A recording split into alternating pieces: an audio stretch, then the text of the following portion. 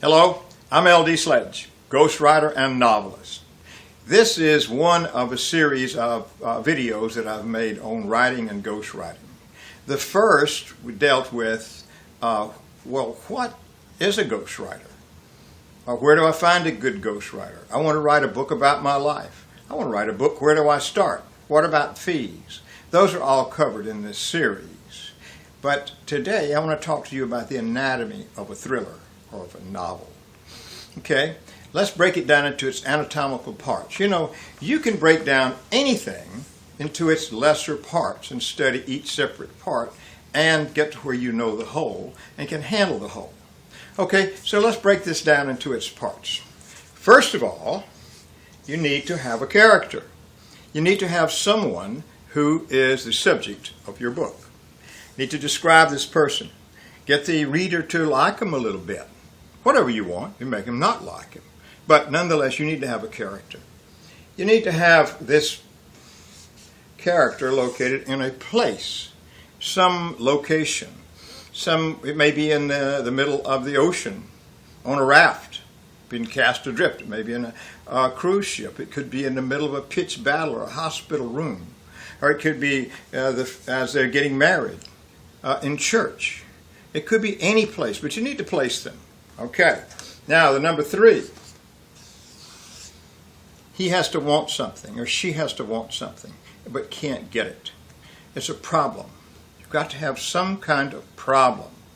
It may be that a love story.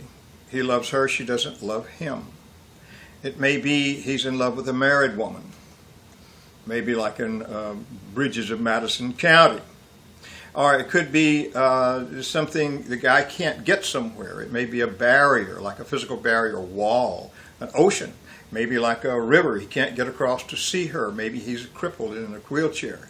Maybe she's a violinist and wants to go to a concert or go to an audition, but can't get there. These are problems. We're talking about other people's problems.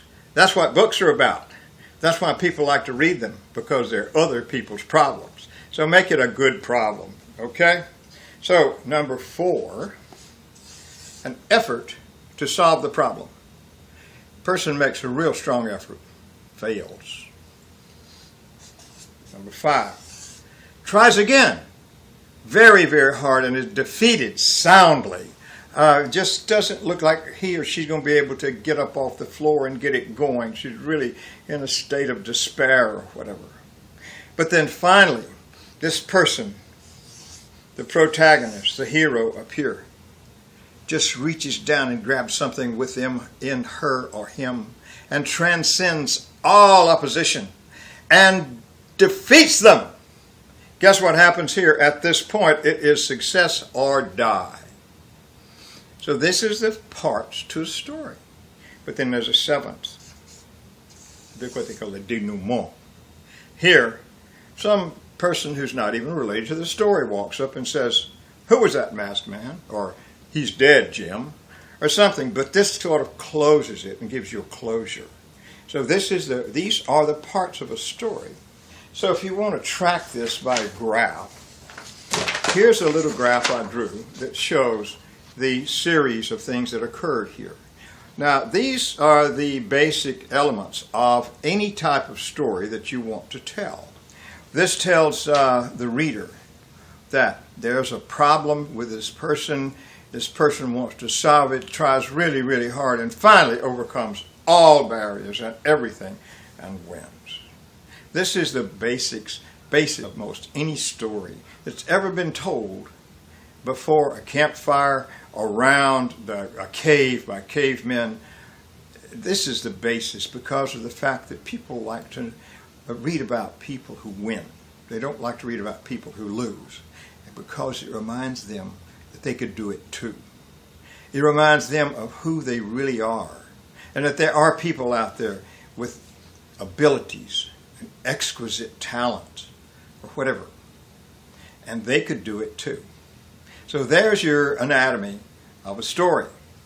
And I hope you keep that in mind.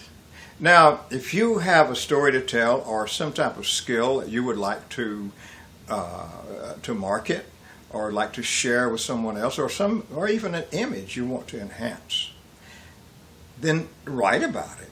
That's something you should do because it preserves it, and it makes you an icon, and it makes you an authority in this subject matter. If you can't because you don't have time, or maybe you don't feel like you have the skill, or you're just not up to it, maybe you started something and just couldn't do it, but you have possibly a budget to pay someone to do it, you need to have a skilled, professional ghostwriter to write this for you. The book will be written for you in your name, in your voice, because a good ghostwriter can write it just like you would. And so then you hire this ghostwriter. Now you have a book you can give to your friends, you can sell and maybe make money, you can surely enhance your own image, it'll make the phone ring.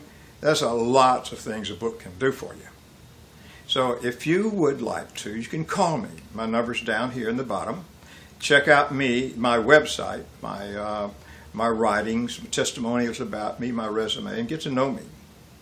And if you want to call me, I give a free consultation. We'll discuss your program or your idea and see what can be done with it. And there's a likelihood that I can. And maybe we can make an arrangement. And I'd love to hear from you. I love to hear about ideas from different people who want to create. So call me. I'm looking forward to your call.